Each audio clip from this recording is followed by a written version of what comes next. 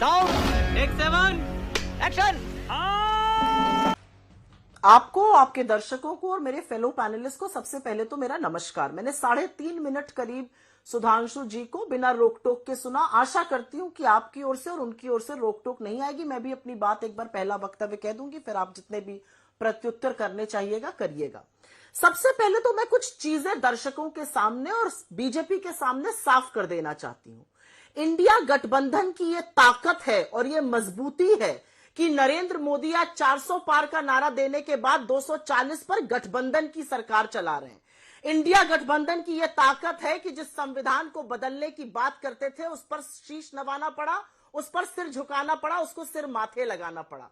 India गठबंधन की यह ताकत है कि चाहे वो वक्फ बोर्ड बिल हो, चाहे वो यूट्यूब ब्रॉडकास्टर्स बिल हो, चाहे वो इंडेक्सेशन हो, चाहे वो लैटरल एंट्री हो, हर चीज पर हमने उनसे यू टर्न कराया। ये इंडिया गठबंधन की ताकत है कि हम इन्हीं से अग्निवीर भी खत्म कराएंगे और इन्हीं से जातिगत जनगणना भी कराएंगे। पहले मैं इंडिया गठबंधन के बारे में 2-4 चीजें कह देती हूं।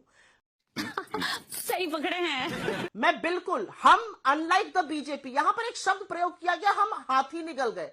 अरे आप तो वो सांप है जो आप अगल बगल वालों को ही डस लेते हैं। पहले पूछिए शिवसेना से, पूछिए एनसीपी से, पूछिए शिरोमणि अकाली दल से, पूछिए जदयू से, पूछिए जेजेपी से। जिसके साथ आप आए, आप पहले उसको डसते हैं, उसको खत्म करते हैं। लोगों के घर पे डाका डालने का, अपने घटक दलों के घर पे डाका डालने का काम आप करते हैं। आपके साथ जो आया वो नेस्तो नाबूद होकर ही जाएगा। ये तो मैंने थोड़े बहुत एग्जाम्पल बता दिया जो आपके साथ सालों से हैं। उनके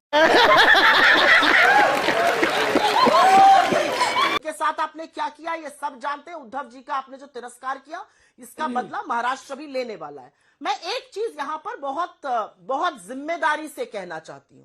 यहां पर बोला गया कि हमारे लोग हमलावर हो जाते हैं। मुझे ऐसा लगता है इतना लोकतंत्र ठीक है, अच्छी बात है। हम लोकतंत्र की जब प्रखर पैरवी करते हैं तो इतना लोकतंत्र हम इंडिया गठबंधन में भी रखकर चलते हैं। हम 4 लोगों की बात सुन सकते हैं क्योंकि हम इंडिया गठबंधन को मजबूत मानते हैं, बड़ा दिल करके चलते हैं। इनके लोगों ने भी तो कहा था, ओपी राजभर ने खुलकर कहा था, योगी और मोदी की वजह से 2024 का चुनाव हार गए।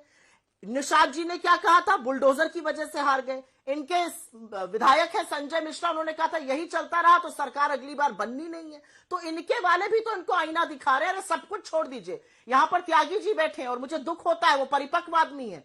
उन्होंने कहा था जातिगत जनगणना कराइए और अग्निवीर के खिलाफ बोला था। आज वो राष्ट्रीय प्रवक्ता नहीं है। तुम्हें शर्म है?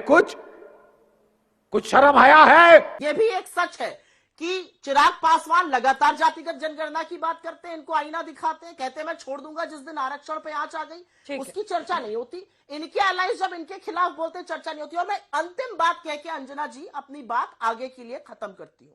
यह बात बहुत जरूरी है क्योंकि ऐसा मालूम पड़ रहा है कल से कि एक ही राज्य में चुनाव हुआ और एक ही राज्य से रिजल्ट आया। असलियत यह है कि जम्मू कश्मीर का रिजल्ट बहुत अहम है। 10 साल बीजेपी ने वहां पर एक मिस एडवेंचर, एक प्रयोग किया। वहां के लोगों से मत का अधिकार छीना, उसको यूनियन टेरिटरी बनाया, वहां पर प्रेसिडेंट रूल लगाया, हर हथकंडा अपनाया और वहां के लोगों ने एक सिरे से इनको नकार दिया है, एक सिरे से इंडिया गठबंधन को जिताया है। और असलियत आज यह है कि बीजेपी के पास जम्मू कश्मीर में कहने के लिए कुछ नहीं है। ये असलियत है, उसके बारे में कोई चर्चा नहीं करेंगे। ये मूड ऑफ द नेशन बता रहे हैं हरियाणा से, मूड ऑफ द नेशन बताइए ना जम्मू कश्मीर से भी, जहां पर आपकी सिरे से हार हुई है, जहां पर आपको बुरी तरह से हरियाणा पर भी तो आप नहीं। सबसे पहले तो अंजना जी, मैं नरेंद्र मोदी तो हूं नहीं जो मैं सब जानूंगी, रडार से लेकर नाली से गैस बनाने तक की बातें। मैं मोदी जी थोड़ी हूं। मैं अपनी पार्टी के परफॉर्मेंस के बारे में सब जानती हूं। ये मैं छोटी सी बात कहती हूं। मैं मोदी जी थोड़ी हूं जो साइंस भी जानूं, विज्ञान भी जानूं, इतिहास भी जानूं। इतनी मेरी कहां हैसियत है, इतना नहीं जानती मैं। आपने हरियाणा के बारे में चर्चा की और हरियाणा के बारे में चर्चा मैं जरूर करूंगी। मैं यहां पर वही चर्चा करने आई हूं, लेकिन मुझे लगा रिमाइंडर भी देना चाहिए कि इतनी बुरी शिकस्त के बाद जम्मू कश्मीर से नकार दिए गए वहां के लोगों ने आपको ऐसा करारा जवाब दिया है उनको मत से हटा देने का। हरियाणा पर मैं एक चीज बताना चाहती हूं। हरियाणा में क्षेत्रीय दलों का करीब 17-18% वोट शेयर था। उसमें जेजेपी वगैरह क्षेत्रीय दल शामिल थे जिनको बीजेपी उकसाती है। आज बीजेपी और हमारा एक तरह का वोट शेयर है। चुनाव के नतीजों के बाद हाइंडसाइट 2020 होती है, आकलन करना बहुत आसान है। मैं आपके सामने 7 कंस्टिट्यूएंसीज का नाम रख देती हूं, करनाल, डबवाली, रेवाड़ी, पानीपत सिटी, होडल, कालका, नरनौल। ये 7 ऐसी सीट्स हैं जिस पर ईवीएम में कुछ गड़बड़ी पाई गई। हमारे कैंडिडेट्स उसको लेकर रिटर्निंग ऑफिसर के पास गए। रिटर्निंग ऑफिसर और इलेक्शन कमीशन ने उस पर जब कोई फैसला नहीं लिया, तो आज हम इलेक्शन कमीशन से हमारा जो डेलीगेशन है वो मिलने गया है। मेरा अपना मानना है कि चुनाव के नतीजों के बाद आकलन करना बहुत आसान हो जाता है, जैसा कि बीजेपी भी बताएगी। अब जैसे मैं प्यारी समझ गई यहाँ पर एक आंकड़ा आपके सेकंड राउंड में एक बार इसको सेकंड राउंड में बता दीजिएगा आप सुप्रिया जी। बाकी 2 लोग इंतजार कर रहे हैं अब सेकंड राउंड में। Priyanka ji, I am sorry Priyanka ji, I am really sorry. मैं जान रही हूँ बहुत टाइम हो गया और आप इंतजार करेंगे। अब सेकंड राउंड में सुप्रिया जी। प्रियंका जी, आपने सुप्रिया जी को भी सुना, आपने पार्टी के, कांग्रेस पार्टी के तमाम नेताओं को सुन रहे हैं। या तो चुनाव आयोग या फिर कुछ और, गठबंधन में गलती हुई या अति आत्मविश्वास हुआ या कहां पर चूक हुई, इस पर कम से कम सार्वजनिक तौर पर चर्चा करने को तैयार नहीं है। क्या आप जो बोल रही हैं कि डायरेक्ट फाइट में ये कमजोर बढ़ जाते हैं, क्या शिवसेना यूबीटी गुट चाहती है कि उद्धव ठाकरे के नेतृत्व में उनका चेहरा सामने रखकर चुनाव लड़े, तभी जीत का स्कोप बनेगा? ये तो ऐसा हुआ कि प्रश्न ए से शुरू हुआ, कंक्लूजन जेड पे पहुंचा, क्योंकि दोनों में कोई कंपैरिजन नहीं है। सबसे पहले हरियाणा के चुनाव के लेकर के संबंध में मैंने कहा था कि हमने छत्तीसगढ़ देखा है, मध्य प्रदेश देखा है, और अगर कमी होती है वो कमी का सुधार करेगी कांग्रेस पार्टी। सही पकड़े हैं। ये बात महाराष्ट्र का कंपैरिजन हरियाणा से करने की, उसमें कोई कंपैरिजन ही नहीं है। ये प्लीज याद रखना जरूरी है। हरियाणा का जो चुनाव था वो भारतीय जनता पार्टी और कांग्रेस पार्टी का था। महाराष्ट्र में ऑलरेडी गठबंधन है, भारतीय जनता पार्टी का भी एक गठबंधन है जो झूठा गठबंधन है, जो सिर्फ भ्रष्टाचार कर रहा है, जो सिर्फ महाराष्ट्र के खिलाफ काम कर रहा है, जो रात दिन आपस में लड़ भिड़ कर युति दिखाने की कोशिश कर रहा है। और एक हमारा गठबंधन है जो महाराष्ट्र की हित की बात कर रहा है, महाराष्ट्र में बढ़ते भ्रष्टाचार की बात कर रहा है, महाराष्ट्र में बेरोजगारी की बात कर रहा है, और संस्कार, संस्कृति, संविधान को दरकिनार कर कर जो भारतीय जनता पार्टी ने पाप किया है, उस भूल सुधार करने का काम हम करेंगे। हम ये बात कर रहे हैं। उस यही नहीं, अभी और सुनिए। इसी बीच में अगर हम कह देते हैं तो अस वर्सेस देम नहीं हो रहा है, हम दोस्त होने के नाते एक दूसरे को बढ़ा रहे हैं। सबसे पहले मैं ये बात बता दूं, तो महाराष्ट्र की जो दिक्कतें हैं, 288 सीट पे लड़ाई होगी, वो हरियाणा में 90 सीट पे थी। वहां की ज्योग्राफिकल रिक्वायरमेंट्स, कास्ट इक्वेशंस बहुत डिफरेंट है, महाराष्ट्र के मुद्दे बहुत डिफरेंट हैं। यहाँ पे गठबंधन ऑलरेडी है, गठबंधन पे कौन कितनी सीट पे लड़ेगा, कौन सी सबसे विनेबल सीट होगी, किसको दी जाएगी, वो हम लड़ लेंगे, हम लोग विचार विमर्श कर लेंगे। पर ये करना अस इज वर्सेस देम और हम सब कांग्रेस को घेर रहे हैं, ये शायद डेमोक्रेसी के जो मूलभूत सोच है कि हम लोग आपस में, हम लोग अलायंस हो सकते हैं, पर आप कहे उठो तो हम उठ जाएं, आप कहे बैठो तो बैठ जाएं, ऐसा नहीं होता है। अब देखिए आपके साथ केसी त्यागी जी हैं। केसी त्यागी जी को अमित शाह जी ने क्या क्या कहा था, नीतीश कुमार को, अरे वो पलटू राम है, उस पलटू राम के लिए दरवाजे हमेशा बंद हो गए, पलटू राम ये, पलटू राम वो। चिराग पासवान जी के बारे में क्या क्या कहा, अभी भी चिराग पासवान जी की पार्टी को तोड़ने का काम कर रहे हैं। हमारे यहाँ ऐसा ही होता है। तो ये कहना, ये सच्ची लड़ाई तो वो होती है जो पीठ पीछे खंजर घोंपने का काम करे, और हम 25 साल से इनके साथ रहे तो हम भुक्तभोगी हैं, इसलिए मैं इस कॉन्फिडेंस से बोल रही हूँ।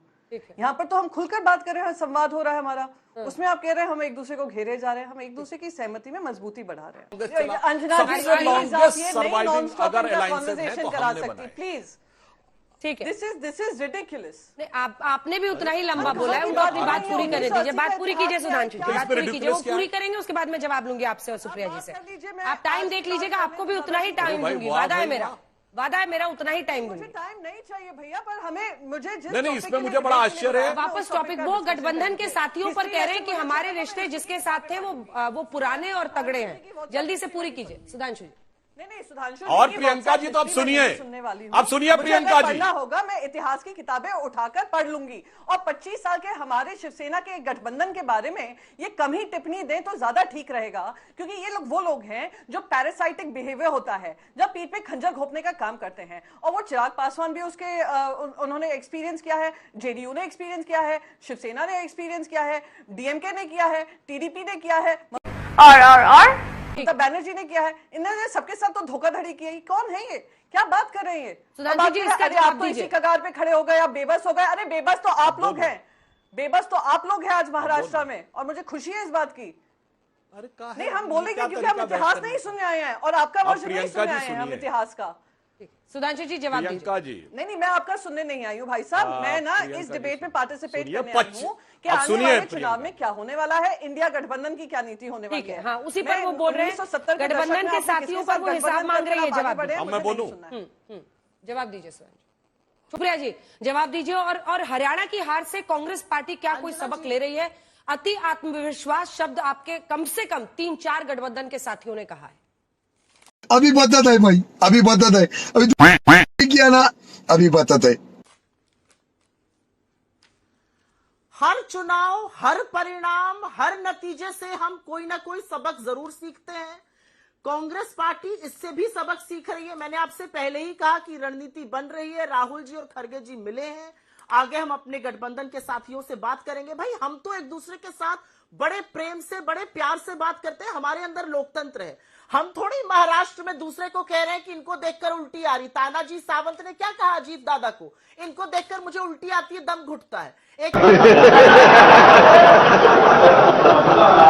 आदमी कह रहा है फडणवीस को चीफ मिनिस्टर होना चाहिए। कैसे शिंदे बने हुए हैं, एकनाथ शिंदे। दूसरा आदमी पलट के कह रहा है भैया महायुति तो ले डूबेगी। ये इनकी आपसी तिगाड़ी की मैं बात कर रही हूँ। शिवा जी की जो ध्वस्त मूर्ति थी ना, उसका बदला आपसे महाराष्ट्र लेगा। जो आपने उद्धव साहब के साथ किया उसका बदला लेगा, और बदलापुर का भी बहुत बड़ा बदला लेगा। लेकिन मैं यहाँ पर एक चीज कहना चाहती हूँ। यहाँ पर बड़ी बड़ी बातें करी गई मंडल कमीशन की। अरे मैं सिर्फ इतना कहना चाहती हूँ, नीतीश बाबू ने जातिगत सर्वे कराया था।